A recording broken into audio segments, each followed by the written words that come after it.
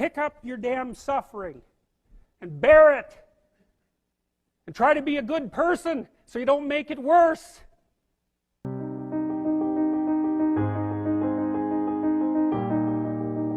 Start with yourself. What good are you? Get yourself together for Christ's sake so that when your father dies, you're not whining away in a corner and you can help plan the funeral and you can stand up solidly so that people can rely on you. That's better. Don't be a damn victim. Of course you're a victim. Jesus, obviously.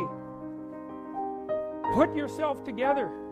And then maybe if you put yourself together, you know how to do that. You know what's wrong with you, if you'll admit it. You know there's a few things you could polish up a little bit, that you might even be able to manage in your insufficient present condition.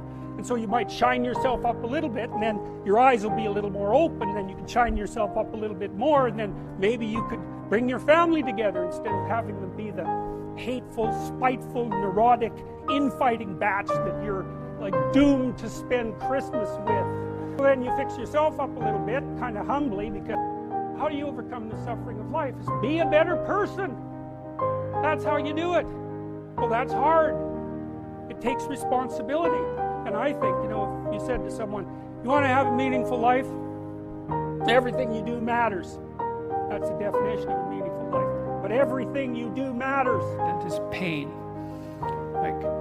There's nothing like pain to convince you that your experience is real. I don't know anyone who isn't convinced that their experience is real by pain. And the only people I know that might be unconvinced just haven't had enough pain. Because if they did, they'd be convinced. There's no arguing it away. I've been suggesting to people, and I'll close with this. First of all, you have this moral obligation because you have this potential in front of you, and the hypothesis is that you should be approaching that, let's say, with courage and truth, and transforming it into the best that you can transform it into, because that's actually the world.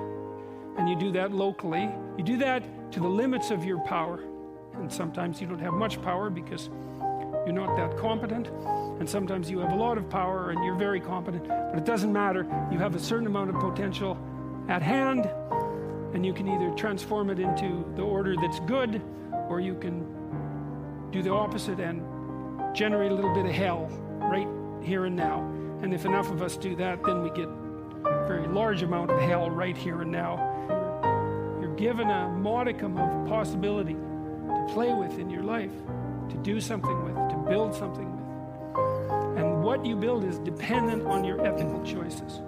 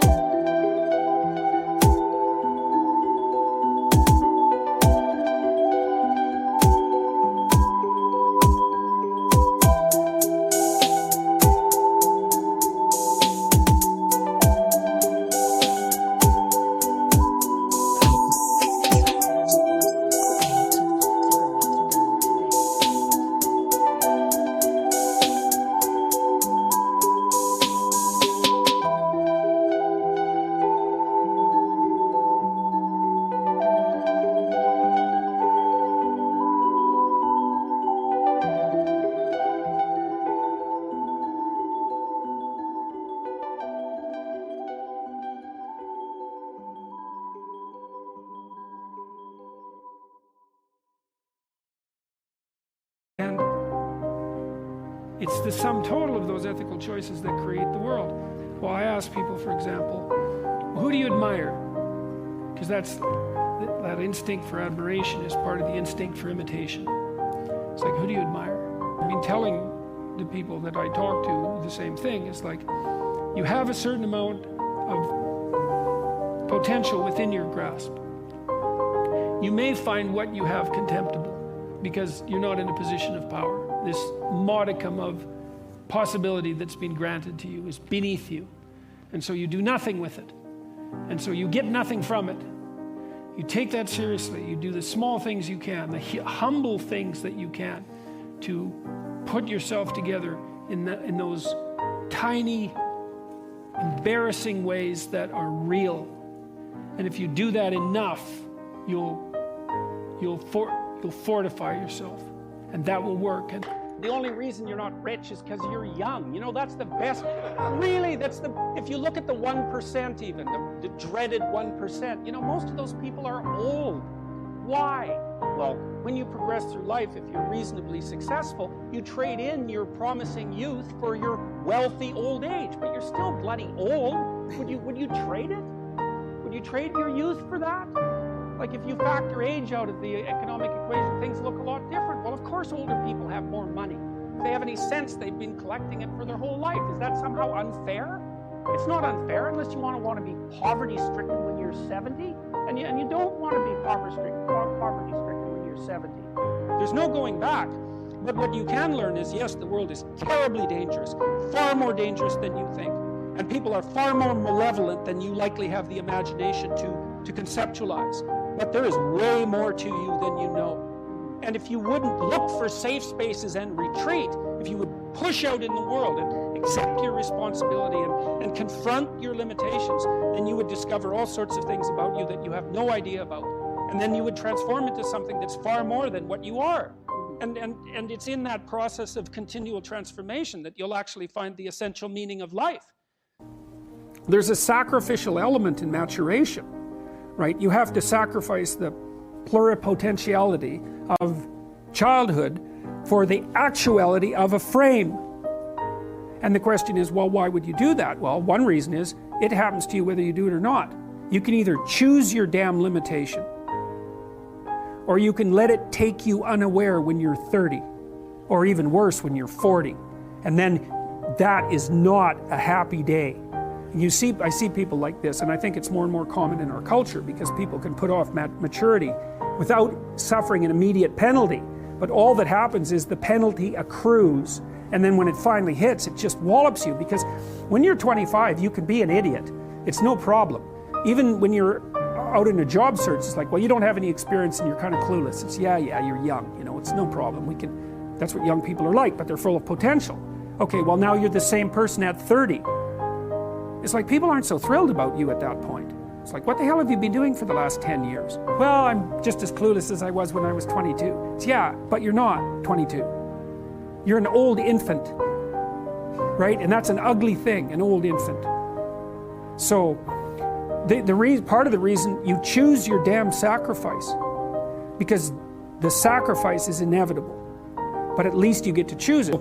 I teach students, and I was teaching them about stories and about the fact that our life is a story with a goal and a purpose and a beginning point. And I was encouraging them to develop their own stories. So I had them write an autobiography, and they really got into that. That was quite amazing. To identify, to break their life into epochs and then to describe the important episodes in each epoch, both positive and negative, and what they might do to reduce the possibility of the negative in the future and to capitalize on the positive, which is the purpose of memory, by the way. And then also to write a plan for the future. And so we formalized that. So the plan is, okay, first of all, you have to get yourself in the right mindset. And the mindset is you're trying to take care of yourself like you would care for someone that you cared for. That's a hard mindset to get into because people like their pets better than they like themselves often. And then you have to have a vision. And so the vision would be, well, okay, 3 to 5 years down the road, if your friendship networks were configured properly, what would that look like? If you were pursuing the career that would be appropriate for you and sustaining for you, what would that look like? How are you going to educate yourself? How are you going to take care of yourself mentally and physically? What do you want for an intimate relationship? And how are you going to handle temptations like alcohol and drug abuse? Because they take people down pretty frequently. So all you have to do is think about, okay, what could that be like if you had what you needed? Not some wild fantasy, but realistic in what you needed. So that's the first part. And then, okay, now write for 20 minutes about what your life could be like 3 to 5 years down the road if all of this came together. And then now do the opposite. So imagine all your weaknesses and all the ways that you can go down the wrong path. And then imagine that gets the upper hand. Then imagine where you are in 3 to 5 years. So then you get a polarity, eh? It's like, not this, and yes this. So you can run away from the things you don't want, and you can run towards the things you do want. That gets your anxiety behind you instead of in front of you, right? Because maybe you're going to go do something difficult and you're afraid of it. And then you think, well, if I don't do this, I'm going to end up there. It's like, oh, okay, that's so terrible that this little terrible is nothing. So, and then in the next part of the exercise, you turn that into an implementable plan, and you write about why your life would be better and why your family's life would be better and why your community's life would be better. So it's like fully articulate. I think the best thing you can do with regards to your conscientiousness is to set up some aims for yourself, goals that you actually value. And the Future Authoring Program helps people do that. So once you set up that goal structure, let's say, and that's really in many ways that's what you should be doing. That's exactly what you should be doing, is trying to figure out who it is that you're trying to be, right? And you aim at that, and then you use everything you learn as a means of building that person that you want to be. And I really mean want to be. I don't mean should be, even those things are going to overlap. And it's important to distinguish between those, because that's partly, and this is back down to the micro routine analysis. So if I was saying, well, you're going to try to make yourself more industrious. Okay, number one, specify your damn goals, because how are you going to hit something if you don't know what it is? That isn't going to happen. And often people won't specify their goals too, because they don't like to specify conditions for failure. So if you keep yourself all vague and foggy, which is real easy, because that's just a matter of not doing as well, then you don't know when you fail. And people might say, well, I really don't want to know when I fail because that's painful. So I'll keep myself blind about when I fail. That's fine, except you'll fail all the time then. You just won't know it until you've failed so badly that you're done. And that can easily happen by the time you're 40. So I would recommend that you don't let that happen.